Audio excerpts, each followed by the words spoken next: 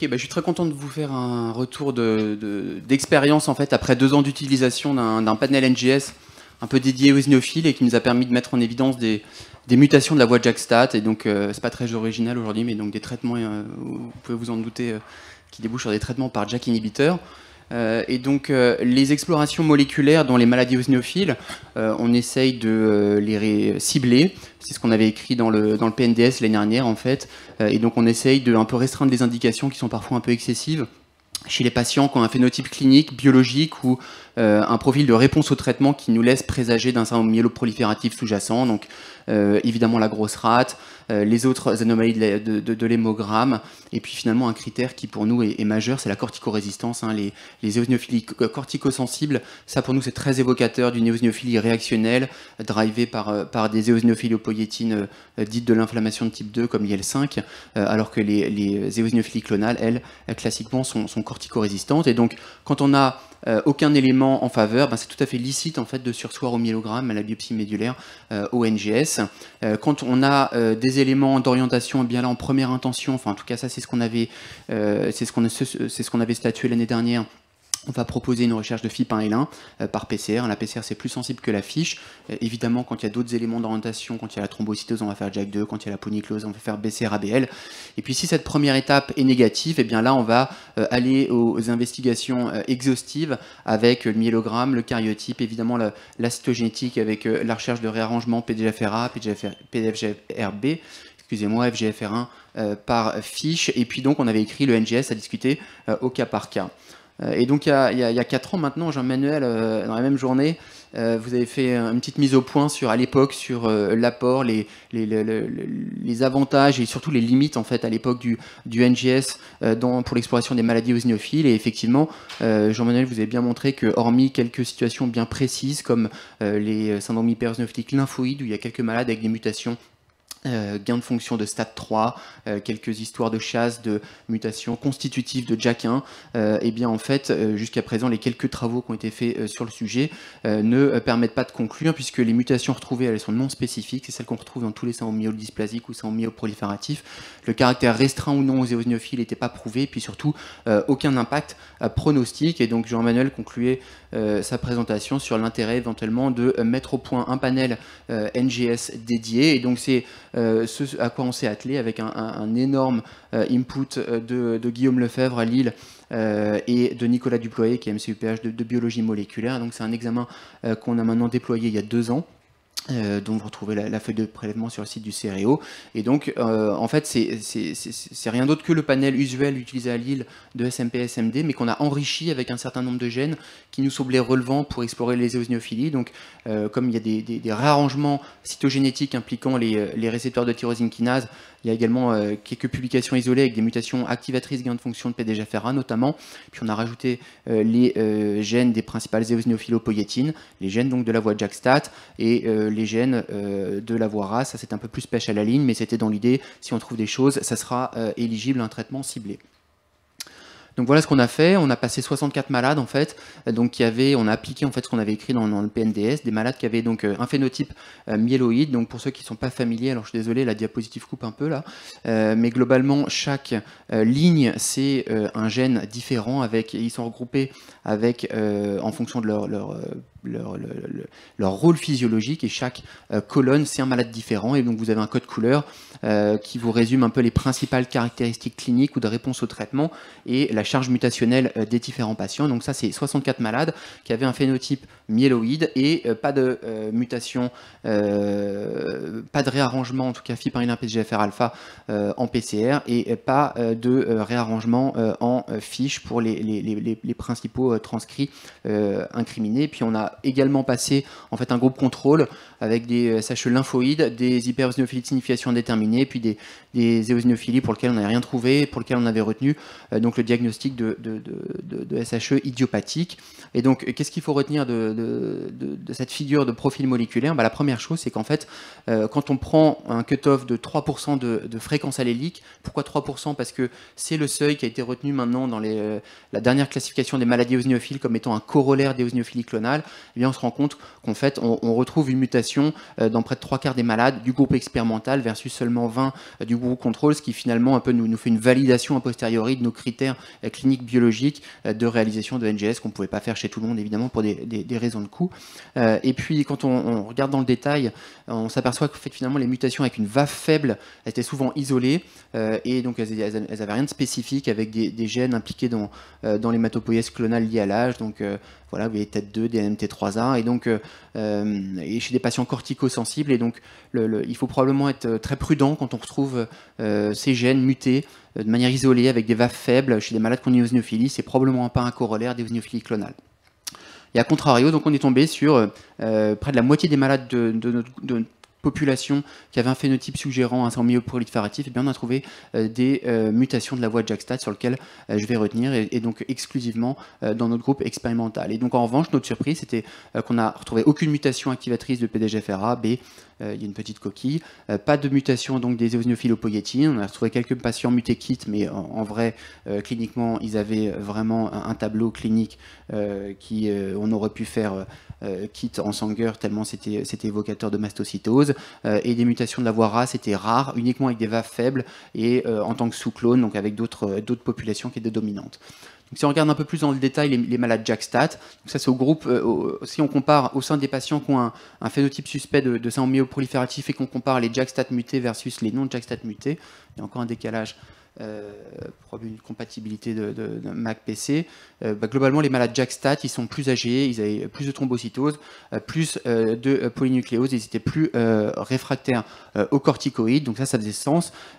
Cette figure, il faut la prendre avec beaucoup de précaution, mais si on considère un modèle qui est simplifié, mais de phylogénie, d'acquisition successive de mutations, vous voyez en rouge, c'est les mutations de la voie de JAK-STAT. Vous voyez que en fait, ces mutations de JAK-STAT, elles ne sont pas isolées, hein, et elles surviennent sur un terrain en fait, qui est bien souvent une myélodysplasie ou une LMMC, avec souvent des mutations préalables d'un gène d'épissage, notamment, et avec des associations préférentielles. Vous voyez que quand on est muté SF3B1 notamment, c'est très souvent associé à des mutations de stade 5B, et quand on a des mutations de B-corps, à des mutations de stade 5A, sur lesquelles je vais revenir juste après. Quand on regarde dans le détail des mutations de JAK-STAT, eh bien, il y avait évidemment du V617F, avec des malades qui avaient un phénotype également de Vaquez ou de TE, mais pas uniquement. Il y avait des malades qui avaient exclusivement l'éosinophilie. Il y avait 2 patients avec une mutation de l'exon 13, non pas l'exon 12, mais l'exon 13 de JAK2, et ça, en fait, ça a déjà été rapporté par une équipe américaine il y a 4 ans, donc ça donne un phénotype mixte, à la fois une leucémie chronique éosinophile et une polyglobulie. Et puis donc 2 malades qui avaient des mutations jamais rapportées jusqu'à présent, sur lesquelles on n'a pas fait de fonctionnel, donc on n'a pas de démonstration de leur caractère gain de fonction, mais qui ont répondu au traitement par JAK inhibiteur. Et puis donc la mutation la plus fréquemment retrouvée finalement, c'était pas JAK2 mais STAT5B. STAT5B, ça a déjà été rapporté il y a 4 ans par un consortium européen avec une vingtaine de patients, puis nous on en a trouvé 18. Maintenant j'ai pas actualisé, mais on a trouvé 20 malades. C'est surtout N642H, hein, donc la même mutation que dans les LGL. Et on peut se poser la question finalement de différents phénotypes et probablement de risques évolutifs en fonction des commutations en plus de stade 5B. Hein. Quand les malades sont mutés avec SF3B1, ils ont vraiment un phénotype d'anémie réfractaire sideroblastique, avec probablement une tendance qui se dégage, c'est un meilleur pronostic que ceux qui sont polymutés, incluant ASXL1, et qui eux débutent en fait par la LMMC et qui vont mal évoluer. Donc ça, c'était suggéré donc, par le travail que j'évoquais tout à l'heure, anglais, où vous voyez les courbes de survie en fonction du profil mutationnel. Et donc les malades uniquement mutés stade 5B, nous on n'en avait pas, et ou commutés uniquement avec SF3B1, qui avaient un bien meilleur pronostic que ceux qui étaient polymutés, incluant ASXL1. Et puis la petite surprise, c'était stade 5A. Stade 5A, c'est le petit frère de stade 5B. Il y a 95% d'homologie en fait entre les deux gènes. Et donc on a trouvé 4 malades mutés stade 5A, dont en fait 3 qui avaient un phénotype vraiment identique, à savoir également une polyglobulie, une mutation V707 en frameshift sur la valine 707, et une commutation de B-corps. et un quatrième. Maintenant, là encore, j'ai pas actualisé. Là, depuis la semaine dernière, on a un cinquième malade qui avait, donc là, c'était un malade qui était commuté SF3B1 avec également une anémie sidéroblastique. Et donc, certes, il n'y a pas de démonstration fonctionnelle du caractère gain de fonction de ces mutations, mais quand même, nous, on y croit beaucoup, parce que d'une part, quand on regarde, quand on applique ce panel NGS à plus de 600 malades qui ont été explorés à Lille pour une hémopathie myéloïde, eh bien, on ne retrouve jamais ces mutations, donc elles ont quand même l'air spécifiques des éosinophiles. Et puis, je vais vous montrer les réponses sous traitement par JAK inhibiteur juste après. C'est assez convaincant. Et puis, donc, pour finir, JAK1, 7 malades, avec des insertions, des lésions sur l'exon 13, un peu le même mécanisme qui avait été rapporté il y a quelques années en constitutif chez une famille, et puis donc des substitutions de valine, soit par des phénylalanines, soit par des lysines, donc un peu la même valine que sur JAK1 que celle présente sur JAK2 dans la mutation V617F. Alors quel impact pronostique finalement, à quoi bon faire ce NGS? Eh bien, quand on regarde et quand on compare en fait les taux de la survie globale des malades qui sont mutés de JAK-STAT versus ceux qui n'ont pas de mutation ou une mutation qui n'est pas dans la voie de JAK-STAT, eh bien, clairement il y a une différence de survie qui est mise en évidence avec, vous voyez, à 5 ans, quand on est muté de JAK-STAT, il y a 50% de suivi. Alors tous les malades ne sont pas traités de JAK-STAT, et donc ça maintenant c'est ça la suite de l'histoire. Est-ce que contrecarrer la voie et traiter par JAK inhibiteur permet d'améliorer la survie? Quel impact thérapeutique? Eh bien, ça, c'est des éléments forts. Hein. C'est qu'aucun des 22 malades qui a reçu une corticothérapie en première intention avant qu'il y ait un diagnostic moléculaire, finalement, n'a répondu aux corticoïdes. Et donc ça conforte notre impression en tant que clinicien qu'une éosinophilie qui est cortico-réfractaire est très suspecte d'éosinophilie clonale, et donc il faut l'investiguer de manière extensive. Les patients mutés de JAK-STAT, ils sont réfractaires aux inhibiteurs de tyrosine kinase, et donc on a parfois tendance à proposer un traitement probabiliste par inhibiteur de tyrosine kinase quand on suspecte une éosinophilie clonale, même quand on ne trouve pas Phi par un PDGFR alpha. En tout cas, ces données maintenant ont tendance à nous faire un peu shifter vers des traitements par inhibiteur de JAK. Quand on regarde en détail la réponse hématologique sous inhibiteur de JAK, ça c'est les 12 malades qui ont été traités.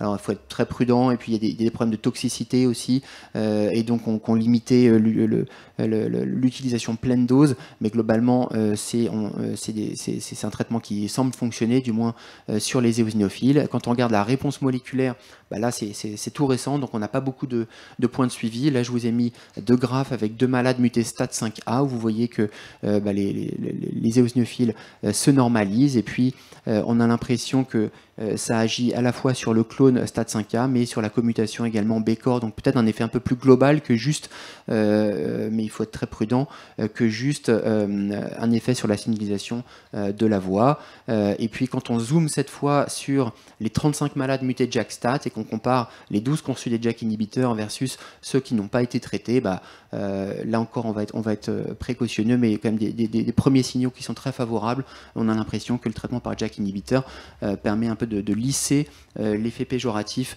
de la mutation. Et donc en conclusion, en fait, ce travail permet de mettre en évidence que quand on cible les indications, eh bien, on retrouve des anomalies de la voie de JAK-STAT chez près de la moitié des malades qui ont une éosinophilie inexpliquée et dont les caractéristiques laissent présager d'une origine myéloïde. A contrario, on n'a pas retrouvé de mutation de PDGFR-A, PDGFR-B, peu ou pas de mutation de KIT ou de la voie RAS. Ces mutations de JAK-STAT, elles ne sont pas isolées, elles surviennent sur un terrain de syndrome myélodysplasique ou de LMMC, avec quelques associations préférentielles. Quand on a une polyglobulie, ça évoque l'exon 13 de JAK2, ou la mutation STAT5A, SF3B1 dans un contexte d'anémie sidéroblastique, ça fait évoquer STAT5B. Et probablement, donc ça a changé nos pratiques. Maintenant, on met des inhibiteurs de JAK en l'absence de gènes de fusion en première intention.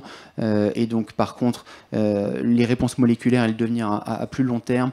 Est-ce que le traitement par inhibiteur de JAK prévient l'acute utilisation? Tout ça, ça reste à préciser. Donc, c'est pour ça que si vous avez des malades qui ont un SMD, une LMMC, des éosinophiles, même si vous trouvez des mutations sur des panels SMD, SMP conventionnels, nous, on est très intéressés de pouvoir les explorer in extenso pour mieux préciser tout ça. Voilà, merci beaucoup.